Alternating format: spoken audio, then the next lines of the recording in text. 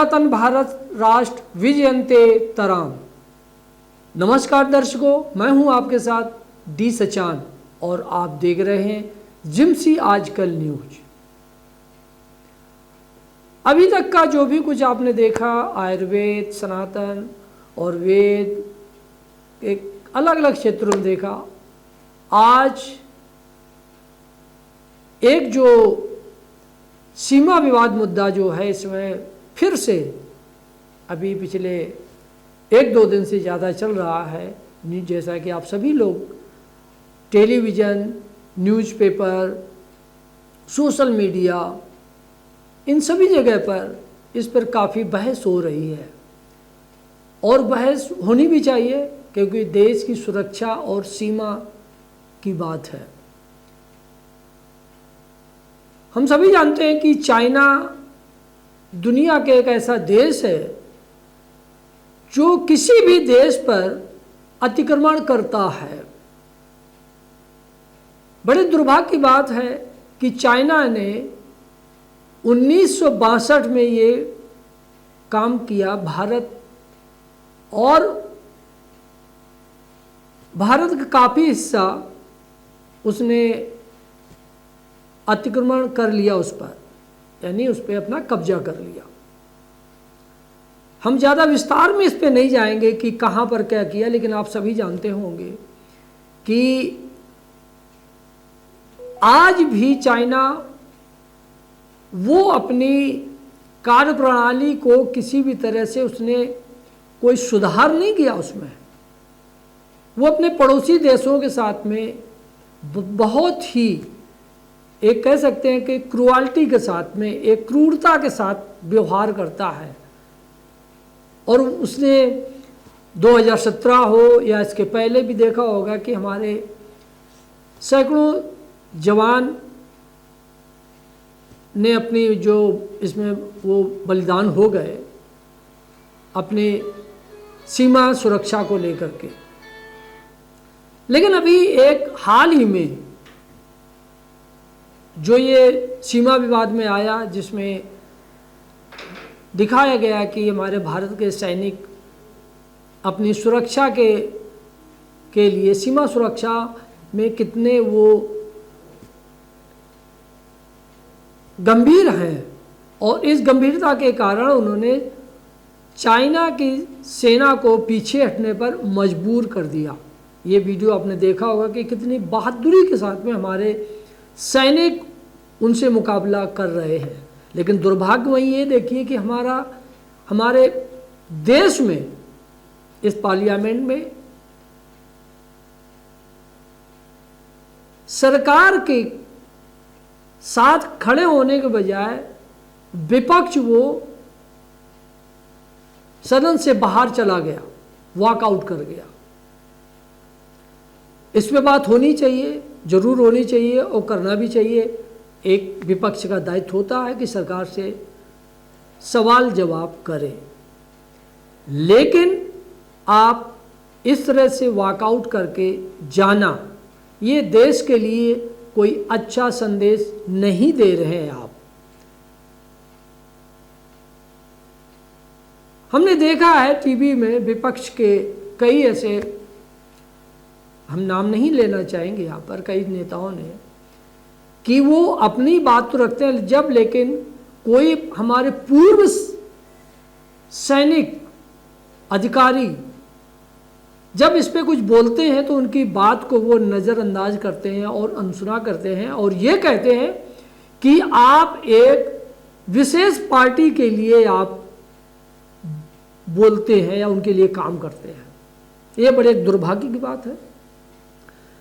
इतिहास 1962 का हो या अभी 2017 का हो या 1971 का हो या जितने भी युद्ध हुए हैं, अगर हम कुछ यहाँ पर उन महान सैनिकों का मैं यहाँ पर नाम लेना चाहूँगा कि कम से कम उनकी बात को, उन्होंने जो कहा है उसको आप सुनिए, चाइना के बारे में और पाकिस्तान के बारे में, या और भी जो हमारे पड़ोसी देश हैं जिनसे भारत की सीमा को हमेशा ज़्यादा खतरा रहता है।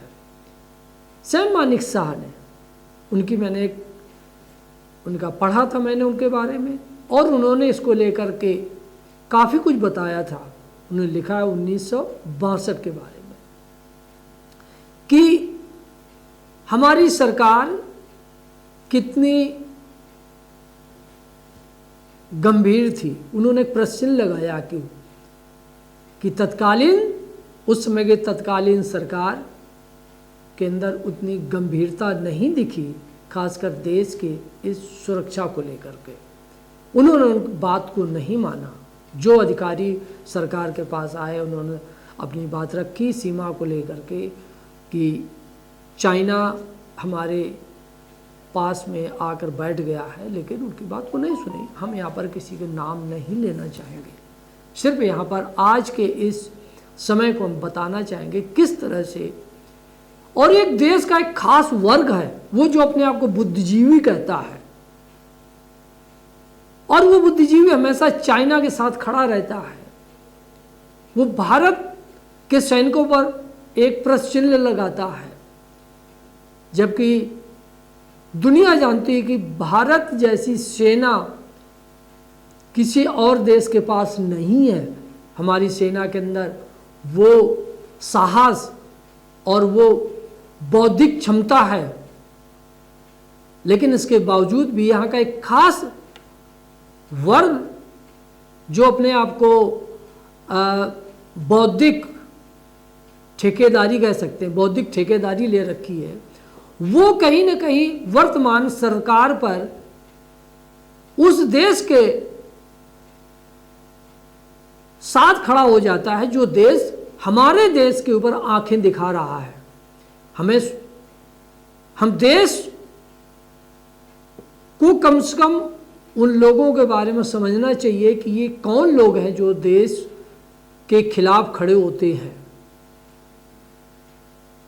चाइना का भी विश्वास के पात्र है ही नहीं, विश्वास के लायक नहीं है, ये हम सभी जानते हैं।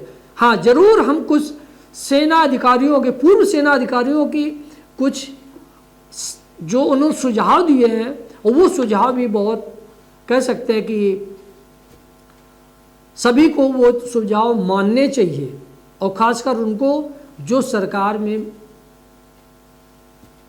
बैठे हुए हैं, सरकार में। उन्होंने कहा है कि हम क्यों ना अपने सैनिकों को खुली छूट दे दें कि अगर चाइना या किसी दूसरे देश का सैनिक अगर हमारी सीमा क्षेत्र में आता है तो हम उसे शूट आउट कर दें।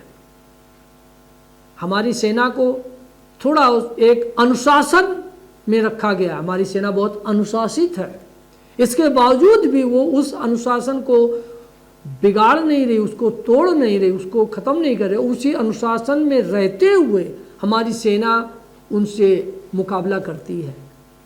बहुत से ऐसे, एक कश्मीर का एक नेता ने कहा कि अगर ज़रूरत पड़ी तो हम चीन से सहायता लेंगे, और किस पर?